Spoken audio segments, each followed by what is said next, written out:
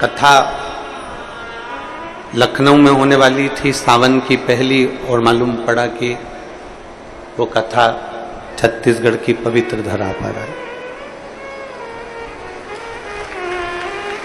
अर्थात भजन का बल, भक्ति का बल, स्मरण, ये सब खींच कर लाते हैं। चुंबक देखिए आप लोगों ने, वो चुंबक को गंगा में रस्सी बांधकर गोताखोर डालते हैं और उसमें चिपकने वाला जो भी सामान होता है वो चिपक जाता है। लकड़ी नहीं चिपकती, कपड़ा नहीं चिपकता, प्लास्टिक नहीं चिपकता। वो चुंबक में जो चुंबकीय तत्व होते हैं वही चिपकते हैं।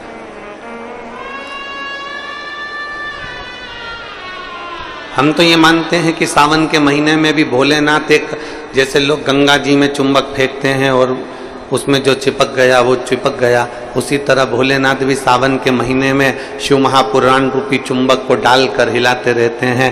किसके भाग्य में है और कितने लोग चिपक सकते हैं ये उसी को मालूम है।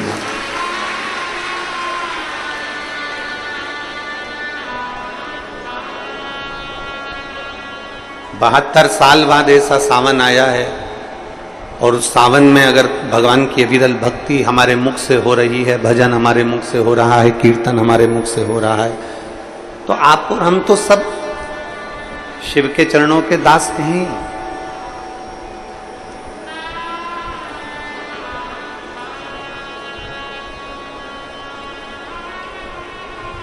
कहते हैं,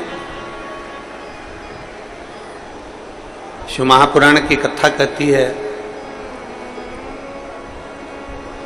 नौकरी ऐसी होना चाहिए, सर्विस ऐसी होना चाहिए जहां जाने का मन करे। ऑफिस में तुम बैठते हो और दिन भर क्लेश मचे, फाइल तुम पढ़ते हो और फाइल उठाते से ही तुम्हारे को मानसिक टेंशन आ जाए, जरा जरा सी बात में चिंता खड़ी हो जाए, तो वो ऑफिस जाने का मन नहीं करता, नौकरी पर जाने का मन नहीं करता। नौकरी ऐसी हो जहां जाने का मन करे, और घर ऐसा हो जहां वापिस आने का मन करे। तो समझ, घर में अगर क्लेश हो रहा है, बहुत अशांति हो रही है, बहुत लड़ाई हो रही है, बहुत विवाद हो रहा है, कहीं सास का मुंह फूला रहे, कहीं बहू का मुंह फूला रहे, कहीं बेटे का, कहीं बेटी का, कहीं माँ का, कहीं पिता का, कहीं भाई, कहीं बंधु, इनके मुंह फूले रहे तो घर में आने का मन नहीं करता। पत्नी का दिन भर मुंह फूला रहेगा तो पति का घर आने का मन नहीं करेगा। माँ बाप का अगर मुंह फूला रहेगा तो बच्चों का घर आने का मन नहीं करेगा। नौकरी ऐसी हो जहां जाने का मन करे, मन करे आपका कि मुझे बड़े उत्साह से जाने का। एक प्रश्न आपसे पूछते हैं, उम्मीद है कि आप लोग उत्तर अच्छा देंगे। हमने भी पढ़ाई करी, आपने भी पढ़ाई करी, हमने भी विद्याध्ययन करा, आपने भी विद्याध्ययन करा। जब स्कूल में पढ़ते थे, मैथ का सब्जेक्ट आता या साइंस का आता, इंग्लिश का आता, कोई सब्जेक्ट जब सामने आता तो कोई कोई टीचर इतना अच्छा होता था कि उसके सब्जेक्ट में भले मन ना लगे पर उसके सब्जेक्ट में बैठने का मन जरूर करता था।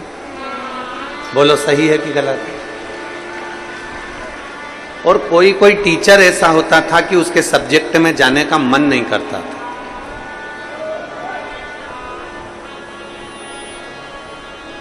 उनके सब्जेक्ट में जाने का मन नहीं करता। कोई टीचर इतना अच्छा, बहुत प्रेम से, बहुत स्नेह से, बहुत लाड़ प्यार से पढ़ाता है, बहुत स्नेह से पढ़ाता है तो उसके यहां जाने का मन कर जाता है।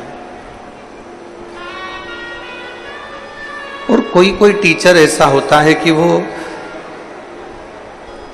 पढ़ाता है पर उसके अंदर इतना क्रोध, इतना गुस्सा है, कहीं मारना, कहीं ठोकना, कहीं अपशब्द कहना, कहीं कुछ कहना, तो मन ही नहीं करता कि उस टीचर के पास में जाकर बैठा।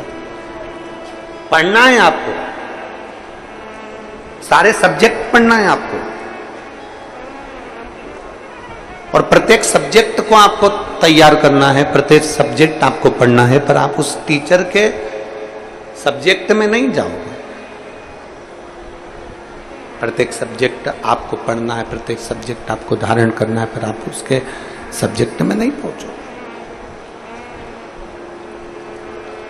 बस जैसे स्कूल में कोई टीचर अच्छा है तो उसके सब्जेक्ट को पढ़ने के लिए आप जरूर जाते हो, उसी तरह नौकरी ऐसी हो जहां जाने का मन करे आपका।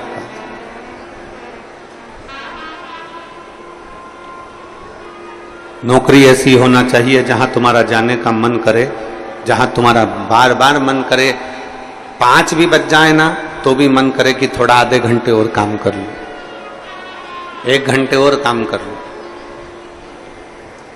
15-20 मिनट और काम कर लूं।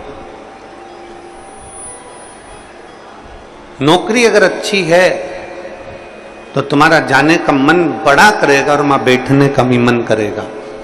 तो शास्त्र कहता है कि नौकरी ऐसी हो जहां तुम्हारा जाने का मन करे, और घर ऐसा हो जहां पर सब प्रेम से रहते हो, तो नौकरी से और दुकान से घर आने का मन करे तो समझ लो कि तुम्हारा घर श्रेष्ठ है। तो समझिए कि उसमें तुम्हारी श्रेष्ठता है।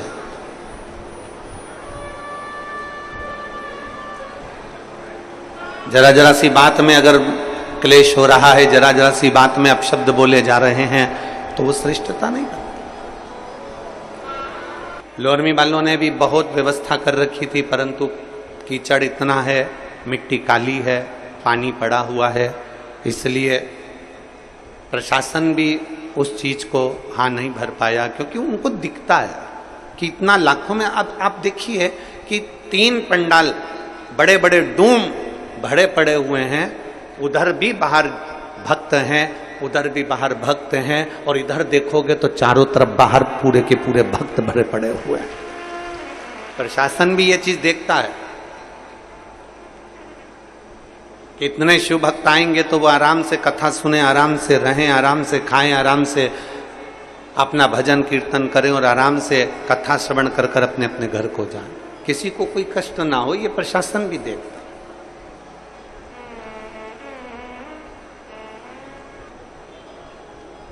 21,600 श्वास में से 21,600 श्वास जो चल रही है, उसमें से जितनी श्वास हम परमात्मा को दे सकते हैं उतना दीजिए। हम जितना भजन कर सकते हैं उतना भजन करें, हम जितना स्मरण कर सकते हैं उतना स्मरण करें। और तेरी कृपा बिना न हिले एक भी अणु, लेते हैं श्वास तेरी कृपा से तनो तनो। हे गंगाधार मुक्ति द्वार ओंकार तू, बोले ओंकार तू। आयो शरण तिहार शंभु तार तार तू। बखान क्या करूं मैं राखों के ढेर का, चपटी भभूत में खजाना कुबेर का। हे गंगाधार मुक्ति द्वार ओंकार तू, भोले ओंकार तू। आयो शरण तिहार शंभु तार तार तू। कहां प्रभु कृपा करे? एक एक श्वास, और श्वास में से भी जो श्वास आपको ठीक लगे वो परमात्मा को दीजिए।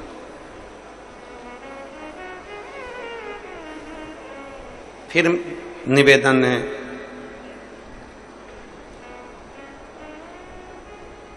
फिर निवेदन कि नौकरी पर वहीं जाना अच्छा लगता है जहां स्नेह हो।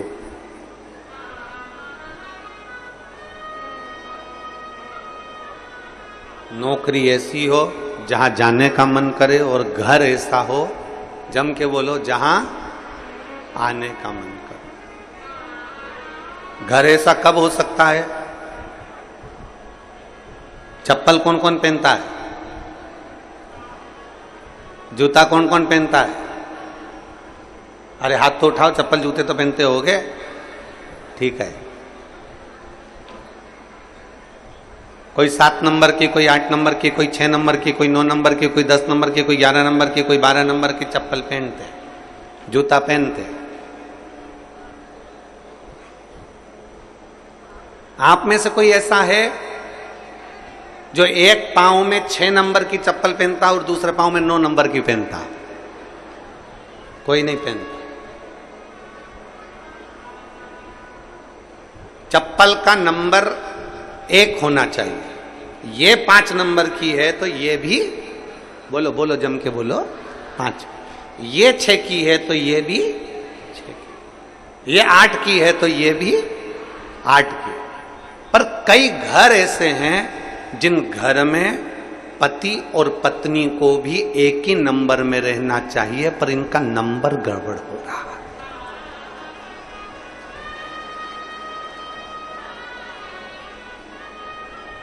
पति 8 नंबर में हो गया और पत्नी 6 नंबर में हो गई तो विवाद चालू हो गया।